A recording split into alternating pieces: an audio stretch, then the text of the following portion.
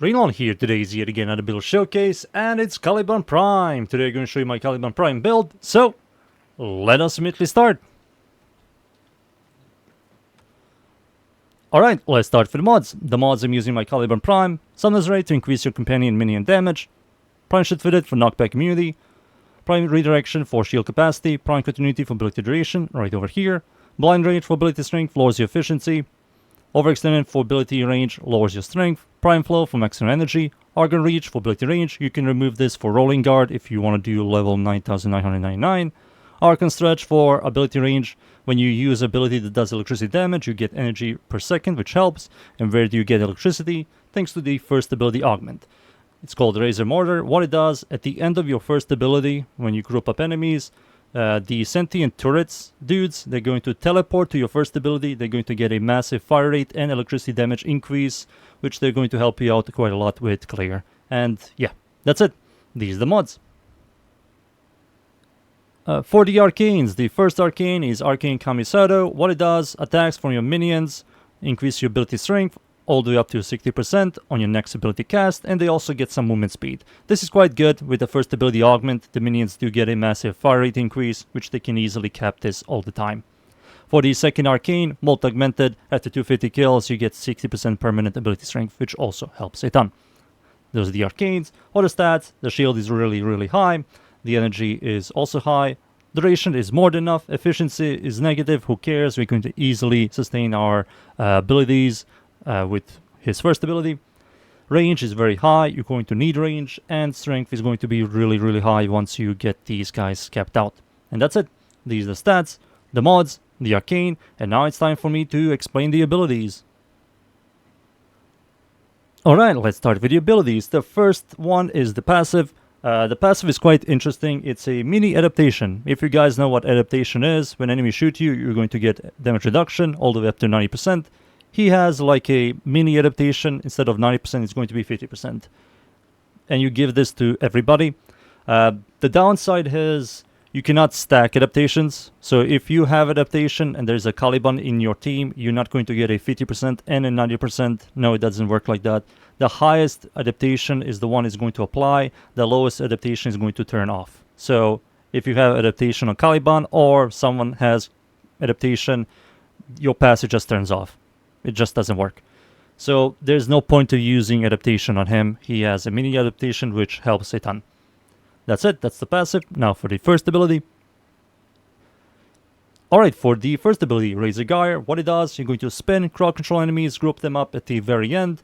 It procs Tau status effect, which is quite good. What Tau status effect does, every Tau status applies 10% vulnerable all the way up to 10, which is 100% vulnerable, which is quite good. Not only that, it replenishes health, shield, and energy. If you have full health and shield, you get overshield. Quite good. Not only that, we have the augment, Razor Mortar. When you spin, at the end of your spin, you're going to teleport your minions. They're going to get a massive fire rate and electricity damage increase that lasts for 10 seconds. That's it. That's the first ability. Now for the second one. For the second ability, Sentient Draft, what it does, you release a large AoE LOS shockwave that crowd controls enemies and procs damage vulnerable on those enemies. And that's it. That's the second ability. Now for the third one. For his third ability, Lethal Progeny, what it does, you can switch between three types of sentients. One is crowd control with the shield sustain sentient, one is a melee sentient, and one is a range sentient. We're always going to use the range sentient because of the first ability augment. They're going to proc Tau for you, they're going to get electricity, they get a massive fire rate, they're going to help you with clear. They're the best ones. The other two, you're never going to use them. But yeah, that's the third ability.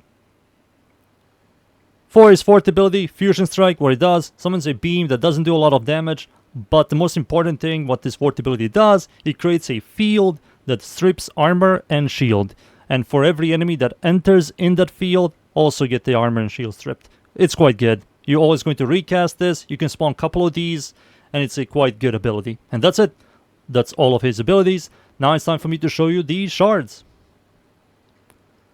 For the shards are will highly recommend for you to go. 2 yellow for cast speed to make all your abilities cast much quicker, and 3 plus 50% ability strength Crimson Arcane shards.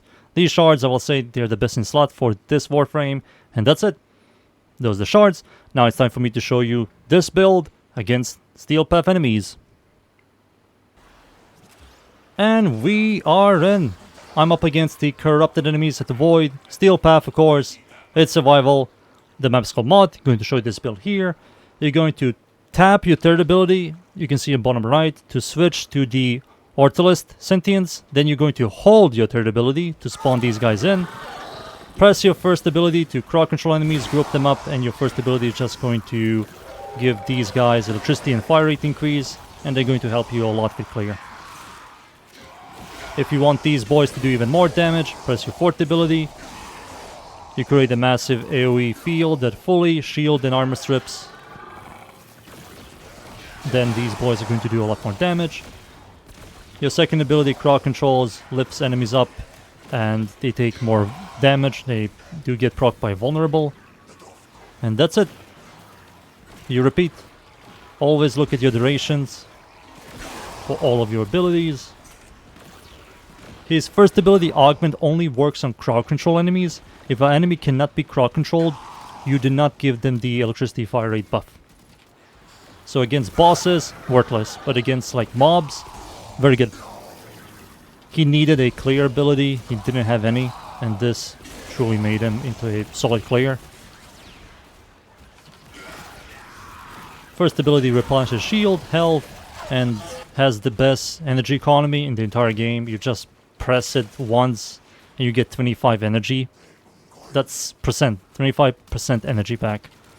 So after 2 to 3 taps, you're full energy, always. So good. Recast the Sentience. There they are. Group up these boys. Everything is dead. I don't really need to use any guns at all. Like, these dudes are killing everything for me. Group up everything over here. Something burst me down. Press my first ability. Get back my entire shield. If you want to remove one of the abilities for a helmet, I will recommend to remove the second ability for a helmet. And I will also recommend to try out Nourish. Yes, Nourish, I know. But wait. Nourish is good here. Let me tell you why. You can give these dudes viral damage. The Sentience. So not only they're going to proc Tau and electricity, they're also going to proc viral. It's so good. They're going to do even more damage. His survivability is pretty solid, I'll say. He's one of the better shield survivability Warframes. Shield sustained Warframes. Others have to put a lot of effort into becoming a good shield sustained Warframe. He really doesn't. Like 2 mods and that's it. Pablo also wanted to remove the armor and shield strip from his fourth ability for some unknown reason. But he didn't. The community fought back. And like I said, if you want to do level cap, remove the Augur Reach for Rolling Guard. Alright, where the hell is the Acolyte? Where the hell is he? Come over here. There he is.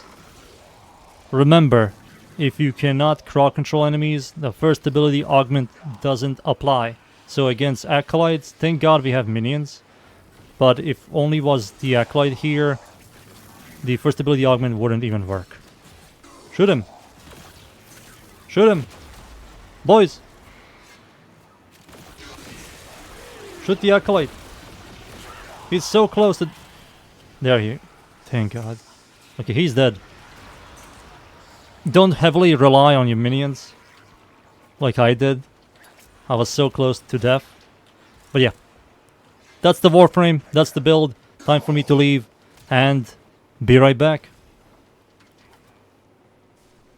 And there you go. That was Caliban Prime. He's very good now. I like him a lot more than ever. I think the rework truly made him into a much better Warframe. When he came out, he was generally one of the worst frames. He just didn't have anything. Now he has something. He has something that others don't. He has a gameplay loop that works. All of his abilities have a purpose to be pressed. That's very important. And yeah, that's the Warframe. That's the build. I hope you guys enjoyed the build. Thank you yet again everybody for watching. Leave a like, sub. And of course, See you all next time. Thank you. Goodbye.